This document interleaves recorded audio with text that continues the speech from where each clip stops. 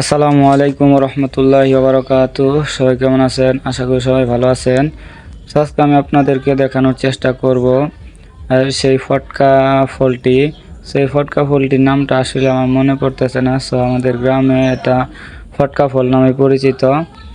So দেখতেই পারতেছেন কত সুন্দর একটি গাছ। এই গাছটির মধ্যে অনেকগুলো ফটকা ফল আছে।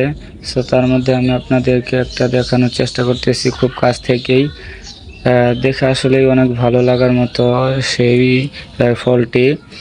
সো আপনারা যদি এই ফলটির নাম জেনে থাকেন তবে অবশ্যই বলবেন।